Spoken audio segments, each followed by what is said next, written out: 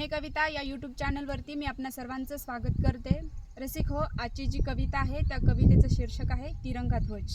कवितेला सुरुवात करते। माझ्या भारत देशाचा तिरंगा उंचावर छान फडकतो, असाच तो फडकत राहावा म्हणून सीमेवरचा सैनिक अखेरच्या श्वासापर्यंत लढतो। तिरंगा ध्वज पाहिल्यास पूर्वीचा भूतकाळ आठवतो, भूतकाळ आठवल्यास जीवाचा थर्र काप होतो। 150 वर्ष राज्य केलं गोऱ्या लोकांनी भारतात, सत्ताच नाही येऊ दिली भारतीयांच्या हातात।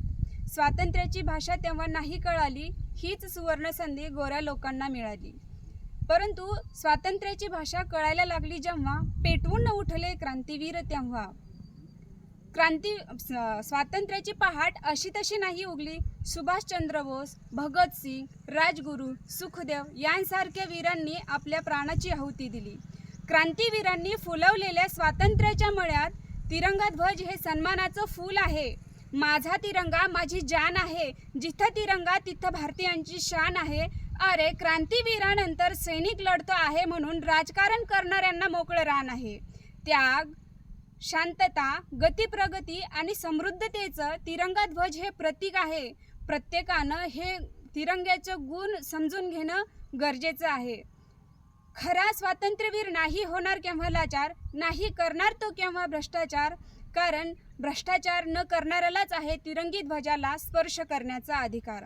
78 वर्षाच्या तिरंगी ध्वजाला भ्रष्टाचार बंदपासून मिळावी शांती, हीच तर ठरेल भारत देशाची खरीखुरी क्रांती।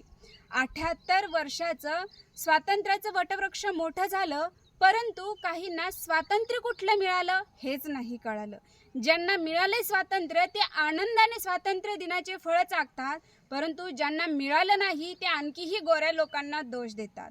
गोऱ्या लोकांकडून सुटका मिळवणं केलं शक्य, परंतु आता सत्ताधारी लोकांकडून सुटका मिळवणं झालं अशक्य। त्यांचं आपलं एकच, इंग्रजांच्या जाचातून निघालो आपण गुलाम। स्वातंत्र्य दिनी तिरंगी ध्वजाला सगळं काही करून मनापासून करायचा सलाम। सोडून द्या आजूबाजूचा पसारा, आता फक्त भारत माता की जय, तिरंगा ध्वज विजयी असो आणि स्वातंत्र्य दिनाचा विजयी असो असं म्हणून घसा कोरडा करा। समजलं तेवढं कळवलं, रक्तरंजित आहे इतिहास हा स्वातंत्र्य दिनाचा। अनेक वीरांनी जीव दिला या स्वातंत्र्य दिनासाठी आपल्या मोलाचा। 78वा वाढदिवस स्वातंत्र्य दिनाचा येता, पूर्वीचा गोडवा आणि आताचा थोडासा कडवा, गाते आज मी कविता। जय हिंद, जय भारत। जर आपल्याला ही कविता आवडली असेल तर लाईक करा, शेअर करा, कमेंट्स बॉक्समध्ये नक्की कळवा आणि चॅनलवरती जर नवीन असाल तर सबस्क्राईब करायला विसरू नका। असंच एका नवीन कवितेच्या व्हिडिओद्वारे भेटूया। धन्यवाद।